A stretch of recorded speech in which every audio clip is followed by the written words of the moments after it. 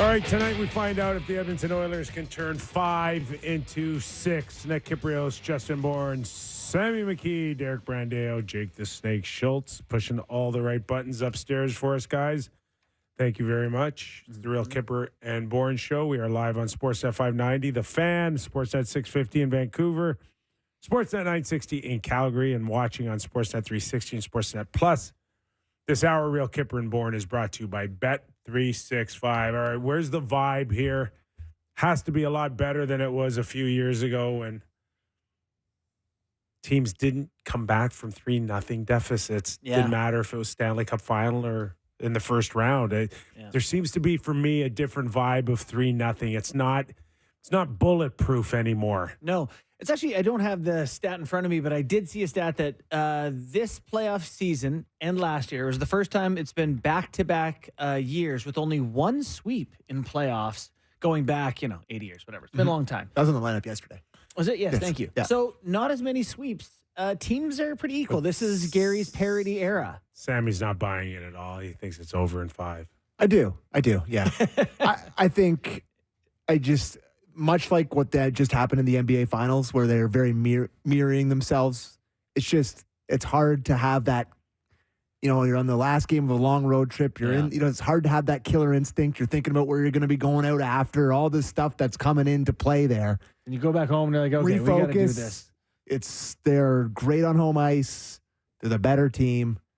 I want 6. I want this baby to keep going, but I really don't feel like it's going to. In a few minutes, we'll welcome in the 15th winningest coach in NHL history, Claude Julien, of course, of fame, Stanley Cup championship in Boston, but also another one as a member of the Boston Bruins, where 2010, he watched his Bruins blow a 3-0 lead to the Philadelphia Flyers. So it'll be interesting to get his perspective on the thoughts of Edmonton still coming back and making this a series. If you go over to sportsnet.ca, you can check out my article today on a roadmap back for Edmonton. And, what has to go right, what could go right. We talked a little bit about it yesterday, but there's listen, I think Florida's a better team as well, like incrementally. And I think beating them 4 straight times Where did you really start hard. Your conversation or your article on where's the first left or right turn?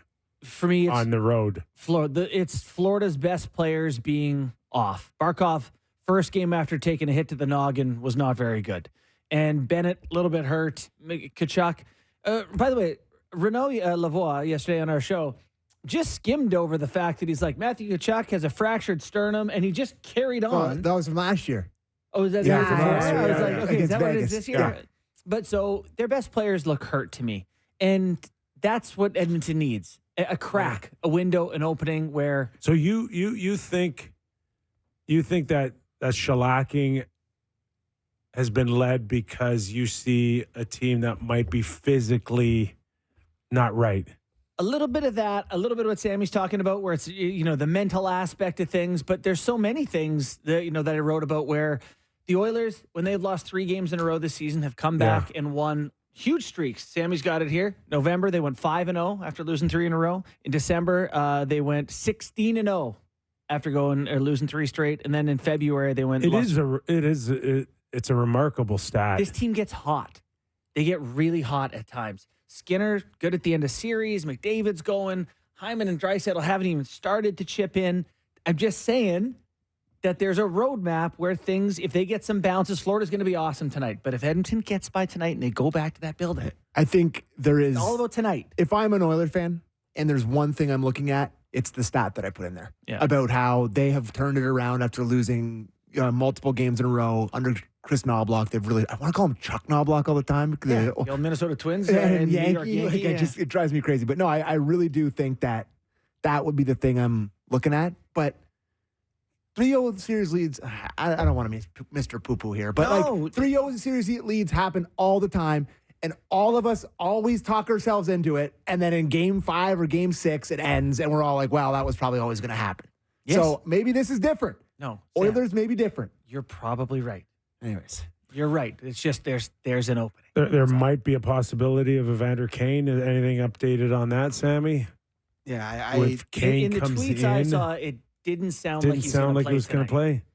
it was a possibility yesterday. I think he was on the ice today. With the extras. I think he was on with the extras. But this is like another piece of encouragement that you get by one more game. You give him 3 days, 3 more days. 3 more days. Because then this series will finish by the fall. He'll be ready by then. Going home. Going for home. possible 6. Like there's just this Are you surprised that the power plays haven't played an issue here? And I know that the penalty killing's been excellent, and the Oilers continue to be on this torrid run. Mm-hmm. But we're talking about some elite talent on both sides. Yeah. Sam Reinhart's been unbelievable on the power play, but it's been a non-factor in this Stanley Cup Final. It's more surprising that the Oilers only have 1 through 5 games, right? Like this is a team that over the last 5 years has the best power play, them and Tampa Bay, I think, by leaps and bounds. So, yeah, I know they're saying the things like, poster or crossbar different here or there, and we could be talking about how good it is, which that's loser talk. Sounds like the Leafs. Yeah, well, yeah, it does. So hopefully they just shoot a couple in the net and they don't have to give the almost talk, because almost talks doesn't convince anyone. But at some point, I do expect Sam Reinhart to show up as well. Yeah.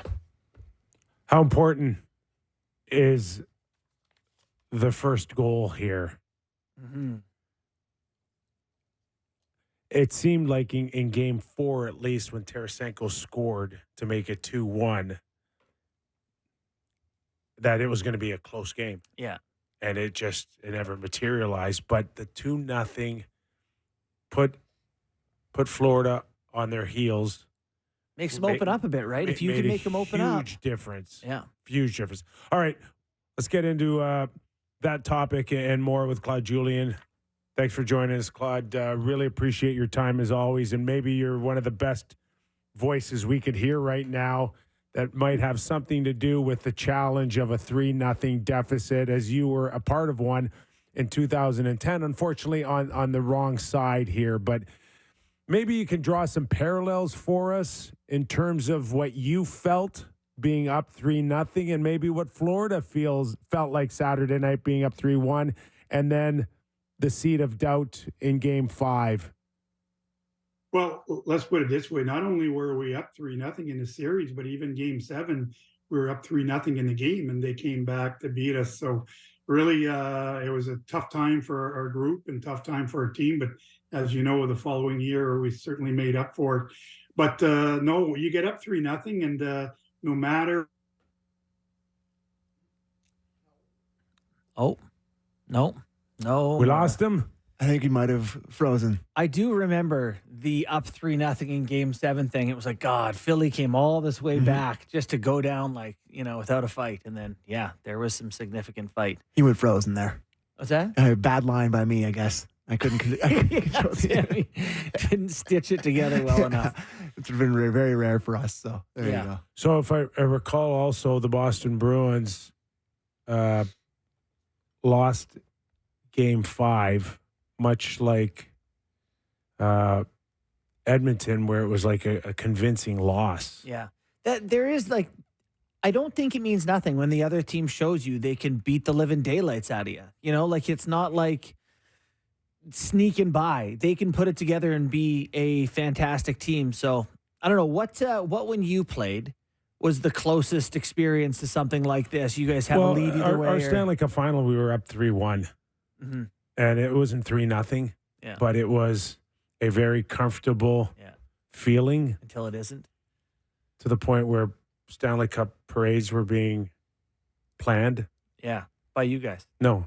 By the city. By literal people, actual planners. Mayor the Giuliani, actual who's cup was being planned, hardly recognizable. A little different than those days. In those days. Yeah. But it was like a few distractions, and then it goes 3-2. You go to Vancouver, much like I think people would be feeling if Edmonton wins tonight. Yeah. Is... God, if this thing comes back home, it's going back to Florida for game 7. Yeah. I remember watching that closely. Kelowna boy, not too far from Vancouver. Well, fairly far, but whatever. We were, Team BC rooting against you as much as we could on the West Coast. There was a lot of drama there, and you could feel could feel the momentum start for the Canucks where you go, okay, there's a chance, there's a window. Yeah, that's where the Oilers are at right now, hanging on to that hope. And yeah, I think Game 7, you never know what could happen. 6 in Edmonton, like Edmonton's chances, it's all about tonight. We're just calling Claude back. All right. We're having a tough time getting the internet monster got him. So, hey, listen, it's been a pretty good year for that. I know. I actually don't think we've dropped a call, anybody. I guess. No. So we're about to test it again and calling him. So that's good. But was there a moment in the Game 7 where somebody hit a post or like I see Nathan Lafayette Oh, yeah. hit a post with about 3 or 4 minutes to go, or else that Game 7's going into overtime. Oh my God. Sickening. Yeah, I'm sure the Vancouver Canuck fans listening right now and on Sportsnet 650 are thrilled to hear about Nathan Lafayette hitting the post and over late in that game. But I mean, that's the thing, these thin margins. And okay, there we go. All right, Claude, welcome back, buddy. Thanks, guys. I think I got a tired computer here. So either that or the up or down 3-0 gods got you on it. But just in terms of when, as a coaching staff, do you feel like when you're watching this momentum swing, and it was over the course of 4 games, when does it become less about X's and O's and more about emotion or passion or belief or disbelief? Like, where does the coaching staff go for Paul Maurice tonight? Well, I don't know if he should be a real word right now, but at the end of the day, I think if Edmonton wins this game tonight, I would be one of those betting guys that would say it's going to go to 7, because as you know, you gain momentum, and as the other team goes, you've just lost your second game and that one at home, so you got to go back to the enemy's territory.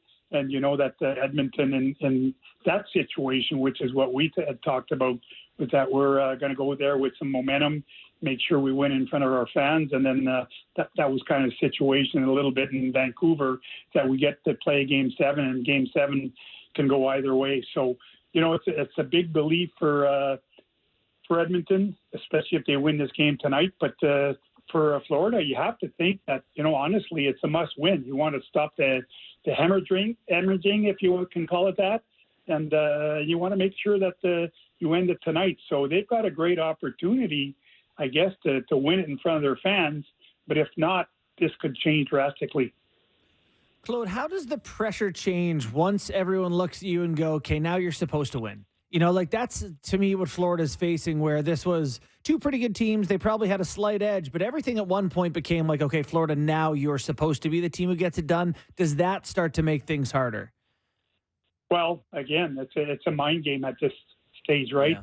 And it's how they're going to approach it.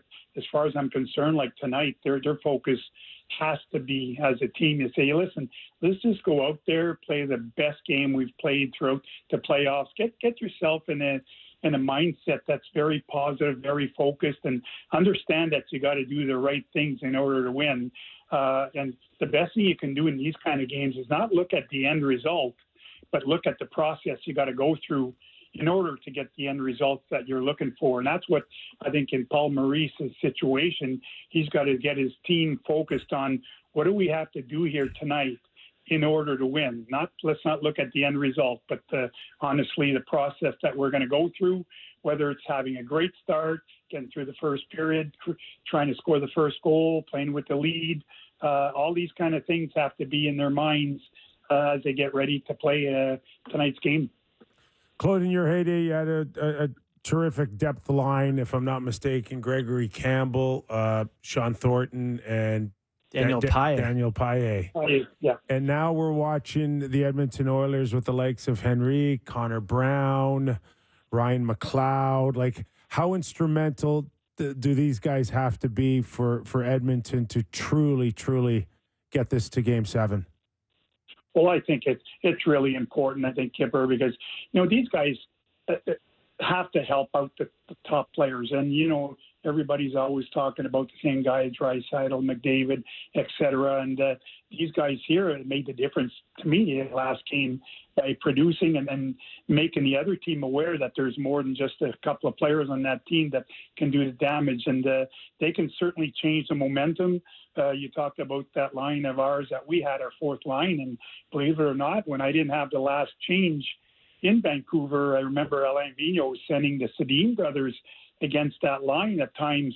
And they just handled themselves so well. They were actually hemming them in their own end because of their work ethic and putting pucks in deep and forechecking. So that made a big difference in our game and certainly allowed our other lines to be able to produce and play against lines that maybe they had more success against. So they do play a big role, and I think that's something that Edmonton's fourth line can do for them.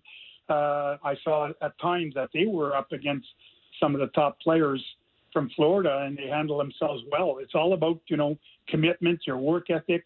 Keep your game simple. Dump it in and try and hem them in their own end. Get them frustrated by playing it in their own end instead of going on the attack. So how much, what's a coach's role in this? When you get up 3-0, everything you've done has worked perfectly. And I imagine when things go wrong the first time, there's not some desire to change. You've been having success. How much do you have to talk yourself into changing things? Or is it a matter of, I know we've won 3 games doing this, I'm not changing now? Well, what I have to think about the last game is that, obviously they were up 3-0, and you guys probably talked about it. But, they're going into that game saying, you know what, we just have to play well. We'll win that game.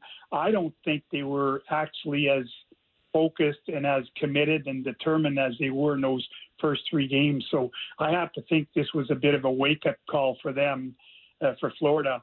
And obviously the mistake they made is by maybe not having that same intensity. They just gave Edmonton some life and some belief.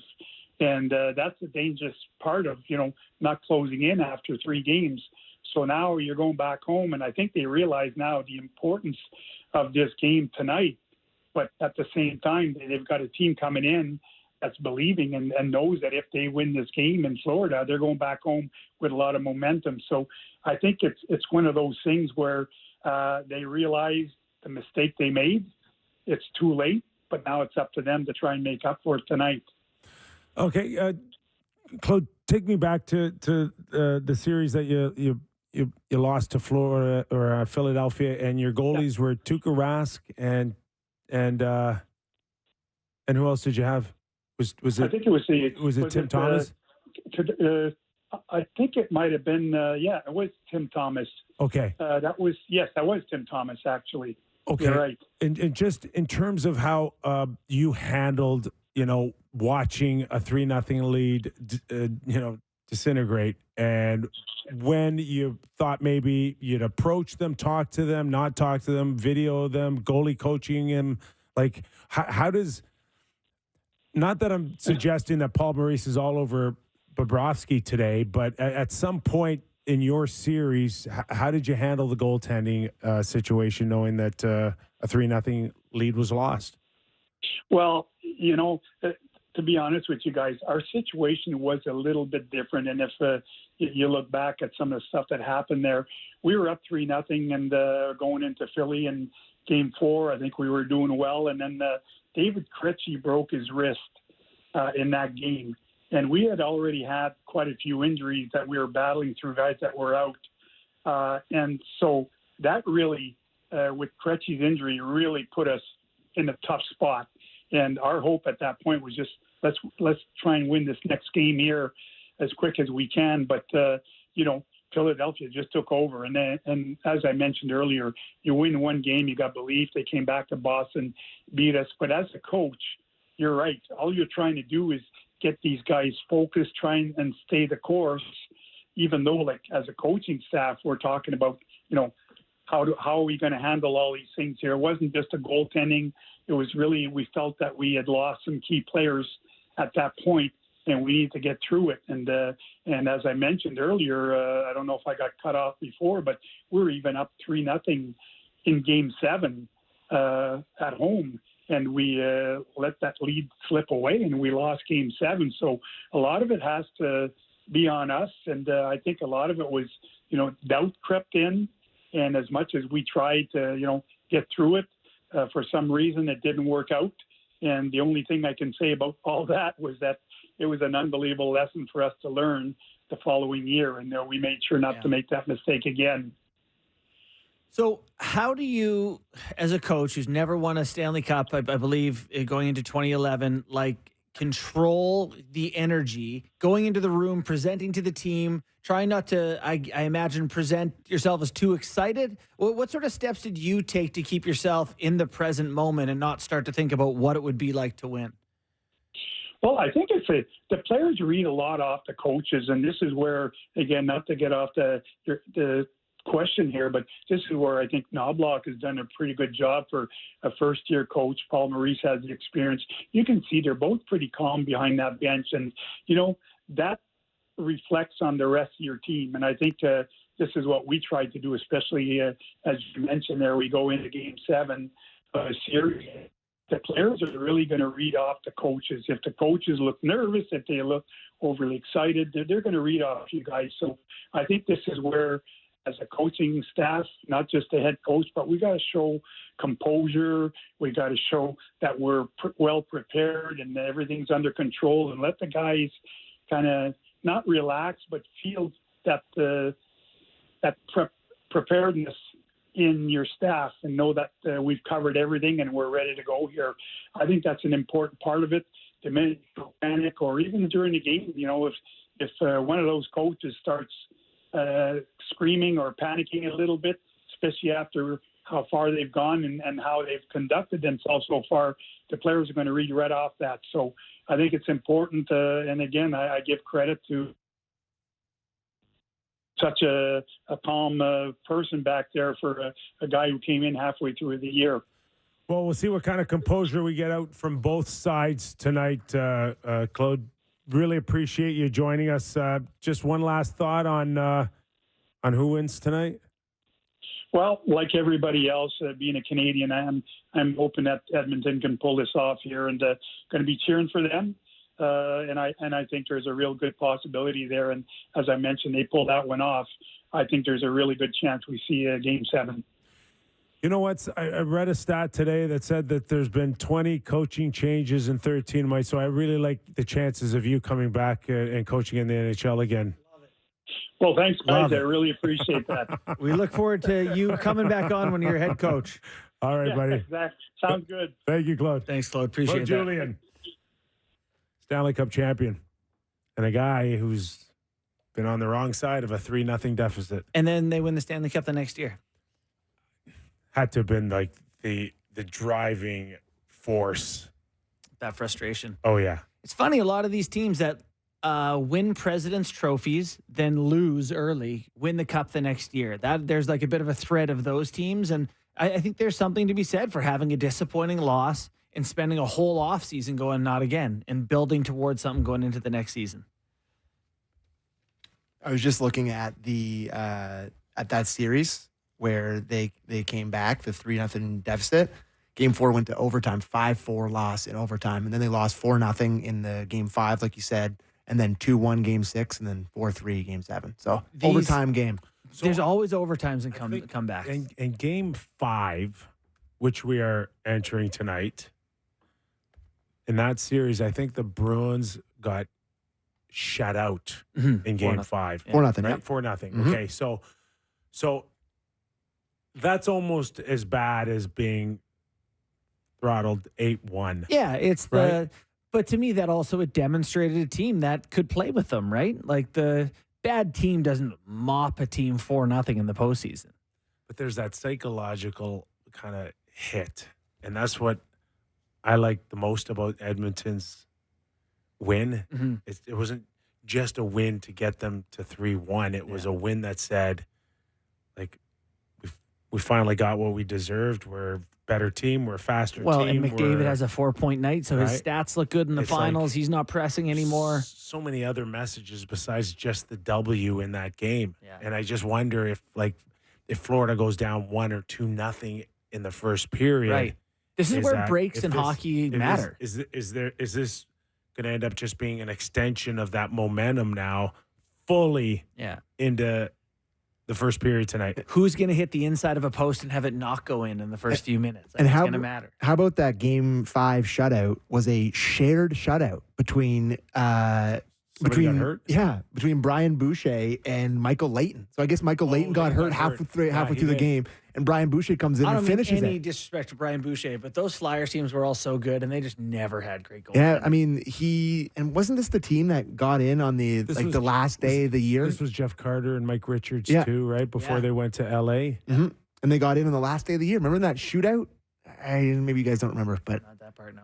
I remember Ole Jokinen got stopped by Brian Boucher poke check, and they got into the dance that way, and they went on to do that. Okay, Jokinen was playing for who then? The Panthers. Oh, It was the last day of the year. I just remember the stupidest stuff. But anyways, I like so that. they're really hoping for the repeat performance of the Philadelphia Flyers. I'm interested to see both goalies tonight. I still got to think Stuart Skinner should feel somewhat more relaxed than Bobrovsky, if that makes any sense at all, despite his inexperience. What's Skinner got to lose? He's 25. I would think that's the way he would feel right now. Yeah, like they've had a pretty good season one way or the other. He's an 898. He's not been like a 700 or anything. He's played fine. But pretty close Bobrovsky's to the one league that has average. to close this thing out tonight. The numbers for Stu Skinner facing elimination this year in the playoffs have been very good. He's 3-0, 133 goals against, and a .938 save percentage facing elimination this year. So he's had a nice performance in that aspect. So Really just building this up for the Oilers to, Lose. No, well, I mean, they've got to, this whole it ain't over, I think is the message of the day. Are you going to give us game time? yeah, let's do game time. All right. It's game time. Presented by Bet365. Visit the app for latest odds and find out why it's never ordinary at Bet365. Must be 19 plus. Ontario only. Please play responsibly. So the Florida Panthers tonight are pretty big favorites. Minus 150 on the money line. The Edmonton Oilers are plus 125. Bet365 is really thinking that the Panthers end it tonight. If I was going to bet on this hockey game tonight, Yes. I might go Florida minus 1.5 goals. I think there's a world where this is very similar to the NBA Finals. I know they don't like it when we bring up NBA during the NHL hour here, but people get sour. And they do. Beat it, people. But I just, like I said off the top, you get the split in Edmonton. You win one of those games there. You win the game you need to win. Mm-hmm. That game 4, it's just such a write-off. You're thinking about where you're going to go after, all the stuff that goes into winning the cup, your first chance to win the cup. You're a little bit squirrely. First one in franchise history. Goes back to Florida. And they One win. thing I And did they write win. in And my they win article big. today is that you now have the Panthers' attention. You For have their sure. full attention. For sure. I just Undivided, at home. plus 180 for minus Attention. 1.5 goals to me to win by more than one is a really good number for the Florida Panthers tonight. Yeah. Sorry, Edmonton. Like first goal. First goal. Yeah. Comes down to the the first goal for you. For me, it just has a big vibe. Right. If all of a sudden Florida's like, oh no, is this happening? Can you put that in their head? Can you put in their head tonight is the challenge. Just a quick little same game parlay here. It's plus 350. Edmonton Oilers money line. Connor McDavid to score a goal and over 2.5 goals for the Edmonton Oilers. If you think it's going to happen, probably going to have to be some goals in the game. Connor McDavid's probably going to have to be involved. So there's a quick one for you as well. And that was game time presented by Bet365. Visit the app for latest odds and find out why it's never ordinary at Bet365. Must be 19 plus. Ontario only. Please play responsibly. In the last 14 games, the Oilers' penalty kill is 97.6%. Yeah, it's 40 it or is, 41. and it's Special teams, boys. like That's what it comes down it's to. impressive. Like sometimes you can just go, okay, it's just a matter of time, or they're getting some lucky breaks. But man, they haven't given much up. No. That what I've seen, anyways. One more stat before we go. Games 1-3, Stu Skinner, 4-8, 328 GAA, 868 save percentage. Games 4-7, 8-0, 138, 944. Interesting. Not saying, just saying. I mean, that's a pretty big sample size. 8-0 is that's pretty good. Games 4-7. All right, let's take a quick break. When we return, we'll get into some NHL news and notes. Craig Conroy spoke with, who did he speak with on Sportsnet.ca? I don't know. I think we rattled them. Yeah, it was Francis. Eric Francis. Francis. Eric Francis. Yeah, I think our conversation yesterday may have spurned this on. On Markstrom. So we'll have a conversation on that. Also, the New York Rangers clearing some cap space with a two-time Stanley Cup pretty champion. Significant name.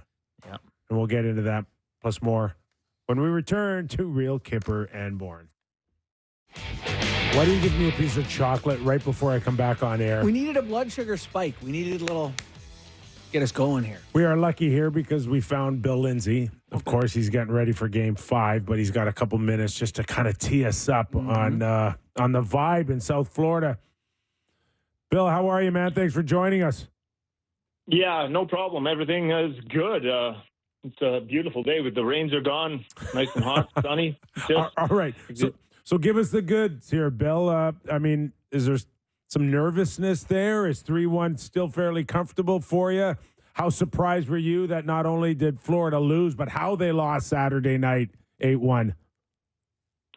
They're still fairly comfortable. The situation going back home for Game 5, I expected fully at some point in this series that McDavid and Draisaitl would explode at some point. It's impossible. We held them pretty much contained the first 3 games.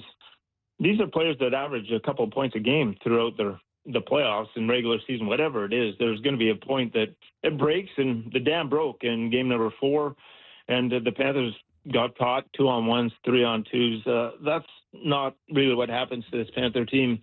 The one thing that's stood out in this series that didn't happen against the Rangers, against Boston, or against Tampa Bay is just from the analytics side, they flipped it a little bit, has Edmonton, the zone time pressure. So if the Panthers really want to get into this and win game number 5, they kind of have to get back into their DNA with that forechecking pressure, screens in front, low to high plays, extended shifts in the offensive zone, putting pressure on Edmonton. If not, game 5 could turn out to be rather interesting in its own right.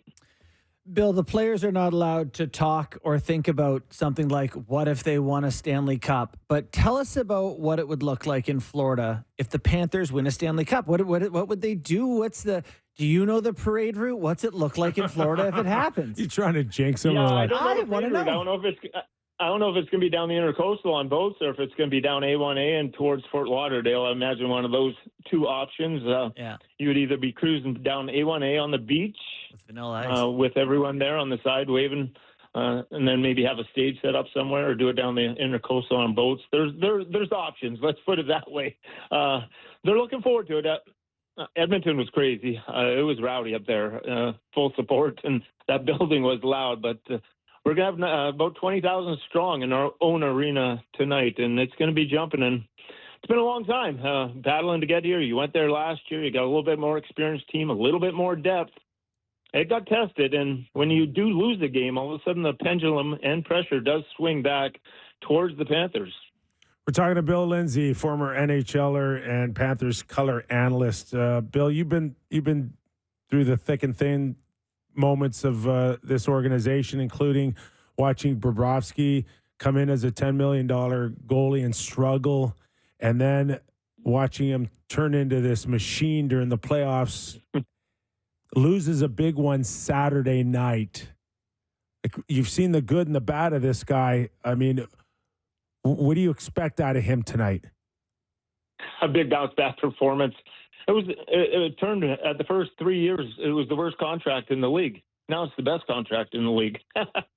So Bobrovsky is able to turn it around, and that's kind of been the story for him.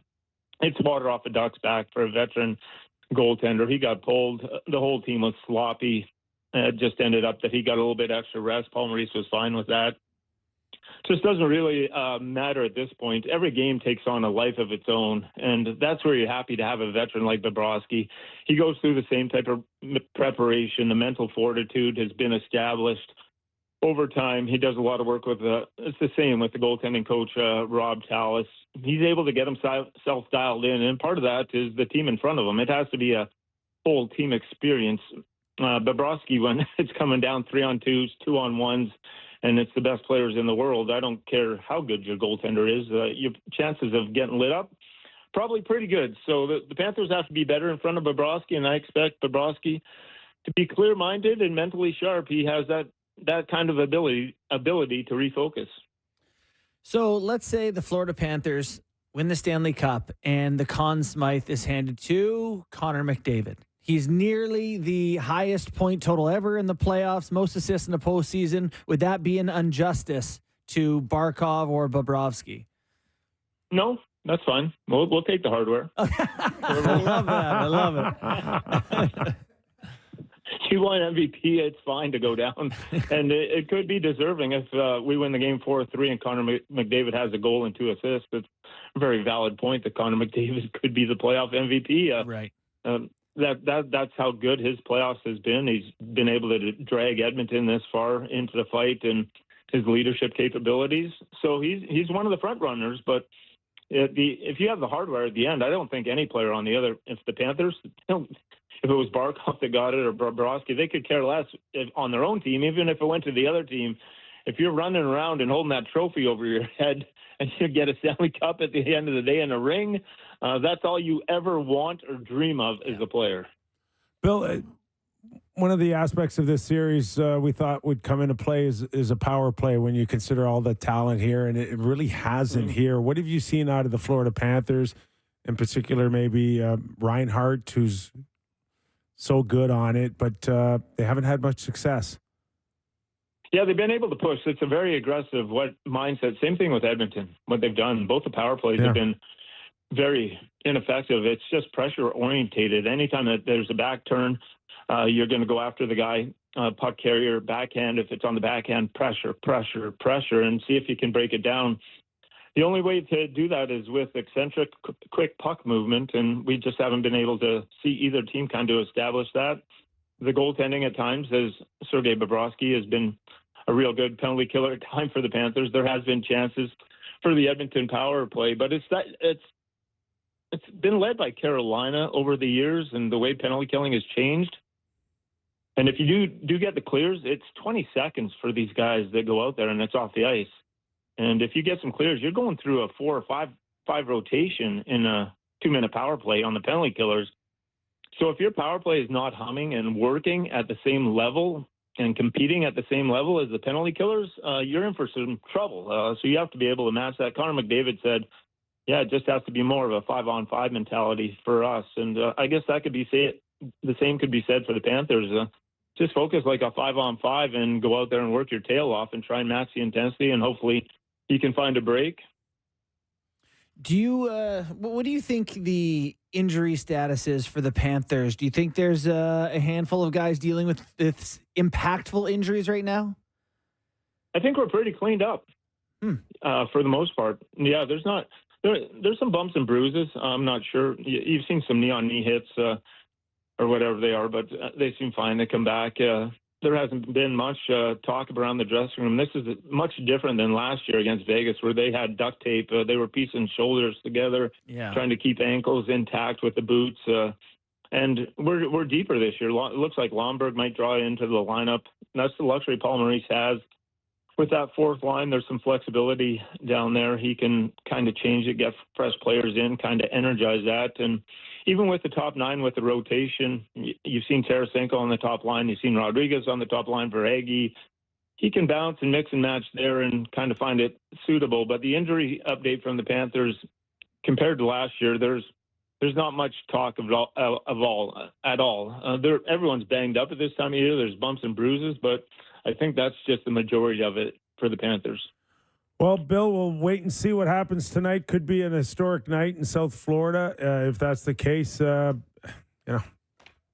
enjoy it. We'll see what happens. But we could also be talking about Game 6. So we'll see how it all plays out. But we really appreciate your time, man. Thanks for doing this. All right, Kyper. All right. Thanks. All the best, guys. That's I appreciate Bill Lindsay. it. Thanks so much. Appreciate your time. Flyers color analyst. Panthers. Was I say Flyers? We were talking Flyers a lot Wow, we're today. talking about the comeback, I guess. The Flyer comeback. Panthers. Yeah. He doesn't buy my injury theory, so that's good. That's good for the Panthers. Hey, having 3 days off really helps them. No.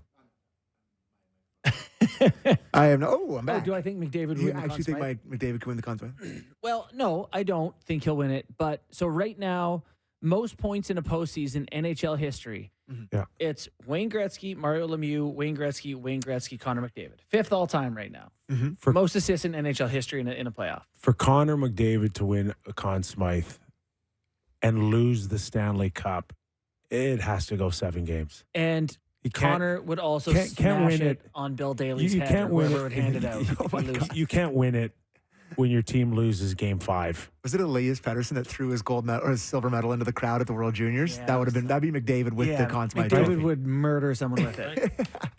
Can you lose in 5 games your Stanley Cup Final and win the Conn Smythe? Great point by you. No. When you're blanked, or what do you have, 1 assist in the first 2 games, or maybe 2 assists in the first 3 games? Yeah. Not enough. Not enough to be a losing team Conn Smythe winner. Who was the last one to do it? Giguère. Yeah. And before that, Hextall? Was it? I thought maybe it was only Giguère. No, Hextall do Ron it? Hextall did it as a Philadelphia Flyer, losing Game 7, which So twice a goalie has done it. you're okay with that. There's 5 players who've done it. Shows what I know. Well, Roger Crozier? Roger Croce. Croce, thank you. Don't know that one. For sure, that's what I was going to say. 1966. I think I'm older than you. Glenn Hall in 68, Reggie Leach in 76, Ron Hextall in 87, and Jean-Sebastian Giguère There you in go. 2003. Those are the 5 guys that have done it. The award is playoff MVP. It's hard to make a case that someone's been better than McDavid, but no one wants to see. I remember someone lose. Giguère but was undeniably amazing and clearly the MVP. you're not splitting up equal parts in the first, second, third, and fourth round. You are putting probably 30 to 40% stock in your The final exam is worth 60% of your letter grade. Yes, that's what I'm it is. familiar with that. So I don't know how everybody feels, but there's tremendous stock in this in the final. Yep, you're right. And so Bob giving up, 5 goals last game hurts his case, but he's good enough in the first 3 that he's the front runner by a good distance. All right, couple of house cleaning news and notes. Barclay Goodrow, the Rangers have got him on waivers today, and I really like this player. I really think that there's a couple of options for some clubs here if he becomes available. Let's talk about what his situation is. He's got 2 years, 3 years left at 3.6. We all knew when the Rangers signed him, like many in free agency, he got to overpay. Yeah. He was overpaid. 2-time Cup winner who is clutch in the postseason for Tampa Bay. Clutch for the Rangers this year. This year, he had 4 goals in 80 games. And in the playoffs, he had 6 goals in 16 games. Including multiple massive ones. Overtime winner against Florida. I think he scored another big one in one of their games. But you know what? Teams are smart now. Yeah. So the 2 scenarios I see. Yeah. By the way, he's 31. Okay, 31, which I think is in a great wheelhouse. 2 scenarios I see is that he gets claimed by a team like San Jose or Chicago or San Jose. I'd bet anything someone claims them. So why wouldn't you? If you're San Jose, I mean, like he's a professional How about hockey player. Chicago? Can we get more hockey players on our team? They've got Nick Foligno there, so they've already committed to like they're a 3 or paying 4 Corey million. Perry $4 million too. They've got room for another overpaid old guy. Listen, I won't debate that. Okay. I just think it's less of a possibility with a Nick Foligno there I got you. already. But like San Jose, why wouldn't you bring in a 2-time We Stanley just Cup read a champion? quote where they don't care about. They just want good guys. They don't care if their players are good, right? But okay, that's one scenario, and the other scenario is he gets bought out, and any team can take a crack at him. And I'm like, He probably gets 3.6 I as a think- free agent. Sammy, you're Toronto Maple Leafs. Yeah. At what do you think you get him for now? I don't know, but I have him for $2 million. It feels kind of like 2.5, when 2? Ryan Suter got bought out by Right, he's going to go somewhere else and and be he just got effective for way more 4 money more again. years. Yeah. Although he wasn't very good this year, but that was 4 years that he's been in Dallas. Right. Like He's it's, been there a long time now. I do feel like there would be teams that would sign up to sign him for a little less than that. But maybe the Leafs, sure. Honestly, I'm very open to any ideas when it comes to the Leafs. If they like him and This is the start of the type of deal that scares me for the Leafs, where Dubas is gone, Keefe is gone. You bring in Berube. Now it's like bringing the older fourth line, grunts. bring in Matt Martin, bring him back, bring me, and all of a sudden you're that team again. Like it scares me a bit. At least it's different from that other team. Well, and that's it. I keep losing in the first round. Sure. Yeah, and you're not wrong. It's different. The other team really just lit it up in the playoffs. Yeah. All right, That was the team that sent who to the All-Star game? Was it Leo Komarov. Komarov? All right, that's let's take it out to 2015. Calgary. Oh, yeah. Craig Conroy says Markstrom has not asked for a trade. Inspired by the Real Kyper and Bourne hour yesterday, where we talked about how he's going to want to trade. He didn't. He has didn't never- ask for one. He has never come out and said he wants out. That's never been mentioned. He's never said that. That's like when my wife says the garbage needs to go out. She doesn't ask me to do it, but it's pretty clear what needs to be done. Could Honey, the someone plants else look like they could use some water? Yeah. Could someone else close to him? She didn't have- ask me to do it. Could someone else close to him have asked? Yeah. His agent maybe. But I don't understand like how you can throw this comment out from Craig Conroy when you know that he was upset They didn't get traded. that it was not handled very well upstairs. I can't remember the actual quote, I but think it was basically that something like that that. it wasn't handled very well from Yes. upstairs. So while we can appreciate you saying as if everything's hunky-dory, we know it's not. You're right. To me, this is an attempt to reclaim leverage in a trade where you're not dealing Markstrom from a position of Markstrom wants out. You're dealing Markstrom because you've offered me a lot. And Yeah. you remember the other side of that is New Jersey had some quotes slightly resentful about how basically Conroy tried to put him over a barrel and extort them for assets. And, you know, Yeah, that's, and the theory is that they had a deal done and then Calgary changed the deal. That's what's out there. not great. Not great to go back and do Do you that. expect So him to be gone by the end of the summer? I expect us to do a show and him have been traded before we go on hiatus this summer Okay. in 2 weeks. Oh, that early. Like at the draft kind of thing? Yeah. I just get it done. You know, if it's going to happen, that's when people are talking trades. Mhm. Make it happen. Pascal Vincent dealt a tough hand there in Columbus. Has anyone got less of a fair shake than Pascal Vincent in Columbus? They're like, yeah, Babs has been fired. You're the head coach. We suck. We suck. We got no players. You did poorly. You're fired. What? When you keep watching all these scenarios in Columbus, like who would want to go there? It's a great. There's question. a lot of people who want to be the head coach of an NHL team, but you're not But attracting. you're desperate cream of the now. crop. You're saying I'll take my chances on being, I don't know, treated this way than obviously not getting a job anywhere else. But but it's this- not ideal. Could this not be an opening for someone like Claude Julien or Bruce Boudreau, who you're saying, yeah, maybe these guys are at the tail end, but we need an experienced guy who's a name.